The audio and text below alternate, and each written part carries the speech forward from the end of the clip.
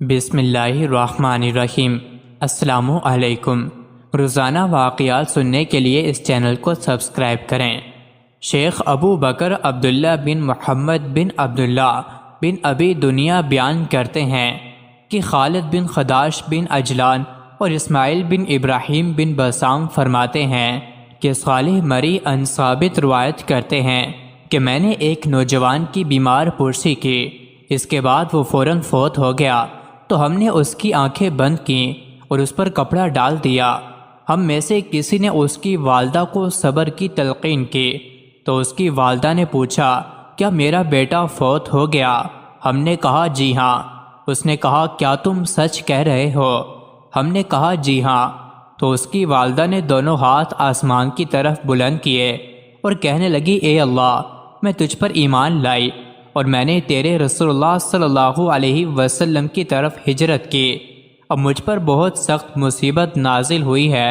اے اللہ، میں نے جب بھی تجھے پکارا تو نے میری مشکل حل کی ہے، بس میں تجھ سے سوال کرتی ہوں، اے اللہ، آج مجھ پر یہ مصیبت نہ ڈال۔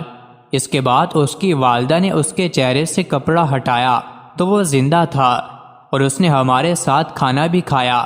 حضرت عبداللہ بن اون کہتے ہیں، حضرت انس رضی اللہ عنہ نے فرمایا، میں نے اس امت میں ایسی 3 باتیں پائی ہیں کہ وہ اگر بنی اسرائیل میں ہوتیں تو کوئی امت ان کا مقابلہ اور ان کی برابری نہ کر سکتی۔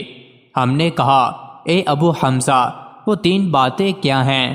انہوں نے فرمایا، ایک مرتبہ ہم لوگ صفہ میں حضور صلی اللہ علیہ وسلم کے پاس بیٹھے ہوئے تھے کہ اتنے میں ایک مہاجر عورت حضور صلی اللہ علیہ وسلم کی خدمت میں آئی اور اس کے ساتھ اس کا ایک بیٹا بھی تھا جو کہ بالغ تھا۔ حضور صلی اللہ علیہ وسلم نے اس عورت کو مدینہ کی عورتوں کے سپرد کر دیا اور اس کے بیٹے کو ہمارے ساتھ شامل کر دیا۔ کچھ ہی عرصے کے بعد وہ مدینہ کی وبا میں مبتلا ہو گیا اور چند دن بیمار رہ کر فوت ہو گیا۔ حضور صلی اللہ علیہ وسلم نے اس کی آنکھیں بند کی اور ہمیں اس کا جنازہ تیار کرنے کا حکم دیا۔ جب ہم نے اسے غسل دینا چاہا تو حضور صلی اللہ علیہ وسلم نے فرمایا، جا کر اس کی والدہ کو بتا دو۔ چنانچہ میں نے اسے بتا دیا۔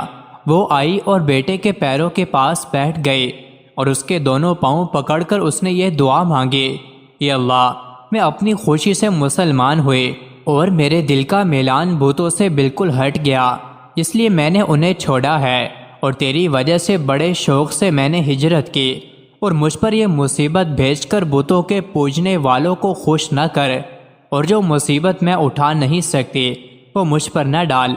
حضرت انس رضی اللہ عنہ فرماتے ہیں، ابھی اس کی والدہ کی دعا ختم نہیں ہوئی تھی کہ اس کے بیٹے نے اپنے قدموں کو ہلایا اور اپنے چہرے سے کپڑا ہٹایا اور زندہ ہو کر بیٹھ گیا اور بہت عرصے تک زندہ رہا، یہاں تک کہ حضور صلی اللہ علیہ وسلم کا وصال ہو گیا اور اس کے سامنے اس کی ماں کا بھی انتقال ہوا۔ مزید ایسی ہی ویڈیوز کے لیے چینل کو ضرور سبسکرائب کریں۔